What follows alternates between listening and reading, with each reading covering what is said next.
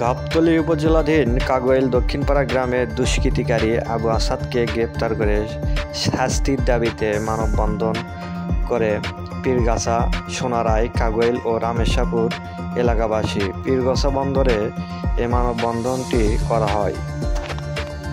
কামরুজ্জামান সম্পাদের ভিডিওটিতে থাকছে desk report.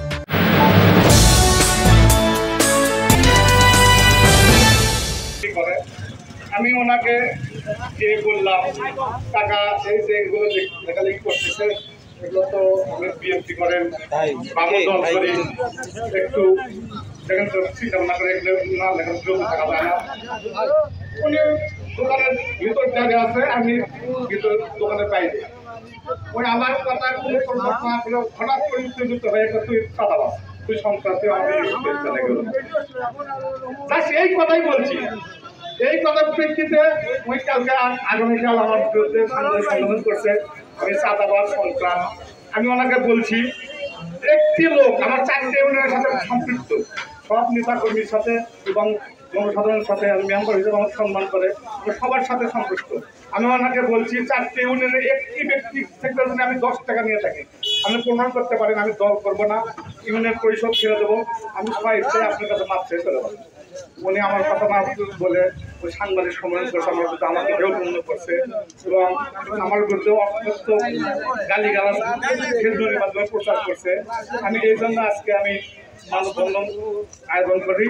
আমি এই মানববন্ধনের কারণে আমি তীব্র নিন্দা জানাচ্ছি এবং তাকে আইনে আনতে প্রশাসনের কাছে আমি বিশ্বাস করছি, অচিরেই তাকে আইনে আনতে গ্রেপ্তার করা হোক।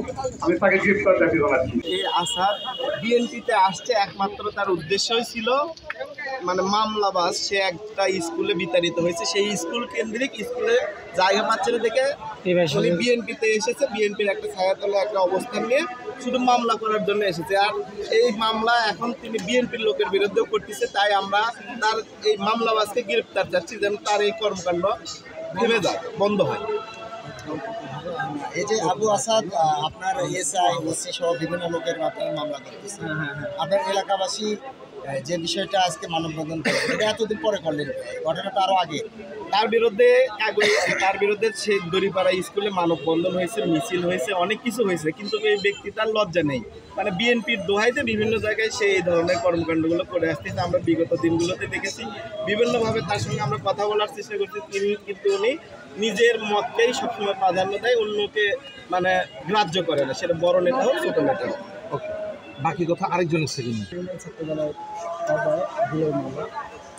আমার সোনারা ইউনিয়ন, আমার ইউনিয়নের নাম পার্শ্ববর্তী কাগোয়েল ইউনিয়ন পীরগাছা বাজারে আবু আসাদ কাকার যে বিষয়টা, আমরা ছোট মানুষ হিসেবে আমরা যতদিন ধরে ছাত্রদলের সাথে জড়িত এবং বিএনপির সাথে জড়িত, আমরা সবসময় বিএনপি পরিবার চাই, বিএনপি দেশ নায়ক গ্রহণ চাই যে বাংলাদেশের যত নেতাকর্মী আছে তারা মানুষের দ্বারা যায় বিএনপির কথা বলুক এবং বিএনপির যাতে ভোট বাড়ে সেজন্য কাজ করুক।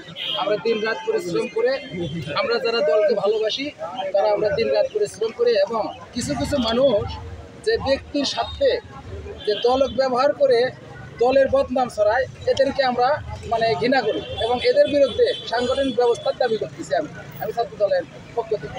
এবং আমি বলতেছি যে বিএনপির নাম, বিএনপি এমন একটি সংগঠন, বিশ্বের সবচাইতে জনপ্রিয় সংগঠন বিএনপি, যে বিশ্বের সারা বাংলাদেশে বা সারা বিশ্বে বিএনপির নাম প্রচারিত হয় এবং তার সমর্থ আছে।